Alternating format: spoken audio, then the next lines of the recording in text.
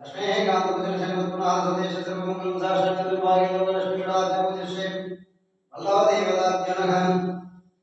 அம்பயவல்லித்தாயார் சமேத ஆதிவராக பெருமாள் அனுகிரகபாகிய சர்வமங்கலம் சாசன அனுகிரகபாகிய எண்ணக்கூடிய ஸ்ரீதேவி பூதேவி சர்வமங்களா சாசன கோதண்டராம பெருமாள் உற்சவமூர்த்தி. இவர் அனுதினமும் இங்கே உற்சவமூர்த்தியாக நின்று காட்சி கொடுத்துட்டு இருக்கார். அது மட்டுமல்ல, இங்க குழந்தை வரம், ராகு கேது தோஷங்கள் மற்றும் குழந்தை பாக்கியம் இல்லாதவர்களுக்கெல்லாம் இங்கு குழந்தை பாக்கியம் கிடைக்கும் என்பதை தெரிவித்துக் கொள்கிறோம். 4 சனிக்கிழமை நாம் நெய்விளக்கு போட்டு சுவாமியை காலை அதிகாலையில் மணி 8 மணி அளவிலே அங்கப்பிரகாசம் வந்து சொன்னோம்னா குழந்தை பாக்கியம் கிடைக்கும் என்பது ஒரு ஐதீக பேர். சோழசோழனில் இது 1309வது ஆண்டுகள். இது பழமையான கோயில்.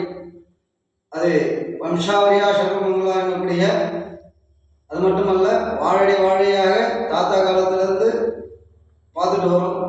அது மாதிரி இருந்து நாகதோஷங்கள் நீக்கப்படுகின்ற தரிசனம் இது. அனந்த தரிசனமாக சேமமாக இருக்கின்ற திருக்கோயில் இது.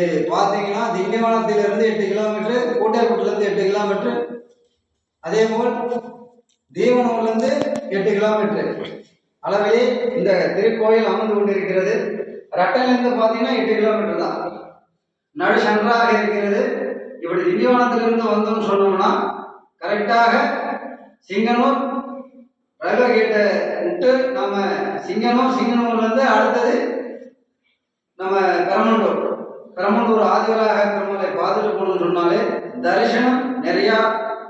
எல்லா கோயிலும் போயிட்டு இருப்பீங்க. ஆனால் உலகிலே மிகப்பெரிய கோயிலாக இந்த 2வது வராக சேத்திரத்தில் 2வது இடம் எதுன்னு கேட்டீங்கன்னா இதுதான். ஆதி அந்த வராக பெருமாள், அதுதான் ஆதிவராக பெருமாளாக இங்க காட்சி தந்திருக்காரு. இந்த ஆதிவராக பெருமாளை நீங்கள் தயவு செய்து வந்து பாருங்க, அருளை பெற்று போங்க. இந்த மண் தோஷம், பொன் தோஷம், நாகதோஷம், சர்வதோஷம் எல்லா தோஷங்களும் இங்கே நீங்கும் என்பதை தெரிந்து கொண்டு அடியேன் ராமானுஜதாசனாக ஸ்ரீ அம்புஜவல்லித்தாயார் சமேத ஆதிவராக பெருமாள் அனுகிரகமான பக்தி பிரகநாத தாசனாக இங்கே உங்களிடம் வேண்டி கொள்கிறோம். நன்றி.